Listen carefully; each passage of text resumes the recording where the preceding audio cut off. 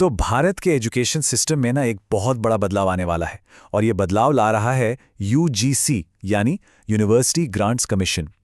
अब जैसे ही ये नया नियम सामने आया, एक बहस छिड़ गई है। सवाल ये है कि ये कोई सुधार है या फिर कंट्रोल करने का एक तरीका। आइए इसी को समझने की कोशिश करते हैं। मामला इतना सीरियस है कि कुछ लोग इसे यूजीसी का काला कानून तक कह रहे हैं। सोचिए जरा, शिक्षा से जुड़े किसी नियम के लिए इतने सख्त शब्द, तो जाहिर है बात काफी गहरी है।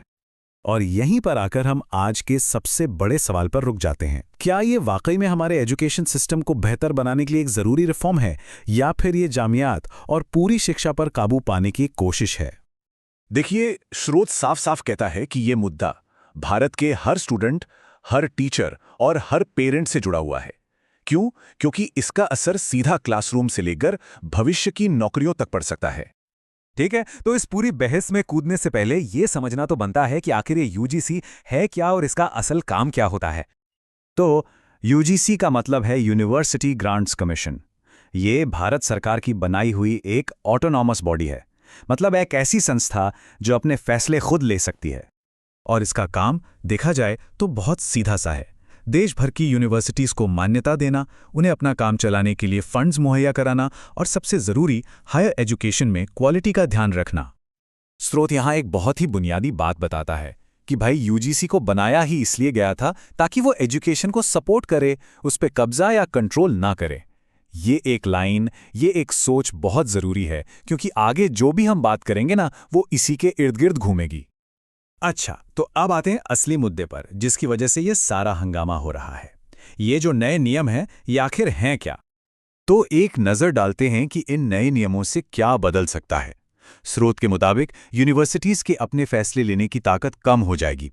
क्या कोर्स पढ़ाया जाएगा, सिलेबस कैसा होगा, यहाँ तक कि टीचर्स की भर्ती कैसे होगी, इन सब पर एक सख्त कंट्रोल होगा। मतलब कुल मिलाकर सरकारी दखल बढ़ जाएगा। तो फिर सवाल वही है, इसे काला कानून क्यों कहा जा रहा है? स्रोत इसके पीछे 3 बड़ी वजह गिनवाता है। पहली, कि ये अलोकतांत्रिक है, क्योंकि इसे बनाने से पहले स्टूडेंट्स और टीचर्स से पूछा तक नहीं गया।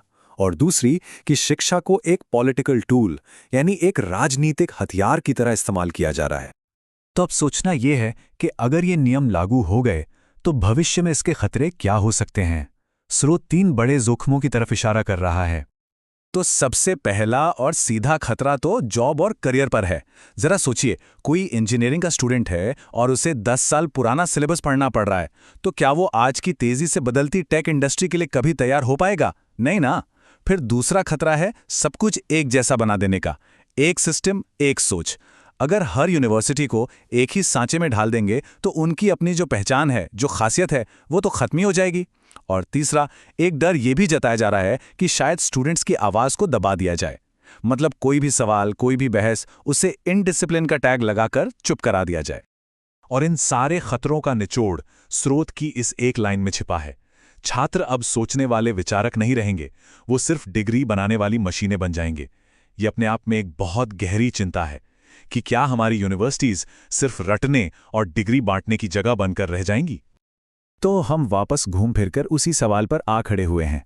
क्या ये नियम भारतीय शिक्षा व्यवस्था के लिए एक ज़रूरी सुधार है जो उसे दुनिया के लेवल पर ले जाएगा, या फिर ये उस आज़ादी पर हमला है जो यूनिवर्सिटीज़ को सोचने, सवाल पूछने और नई चीज़ें सिखाने के लिए चाहिए? ये सवाल अब सोचने वालों के लिए है।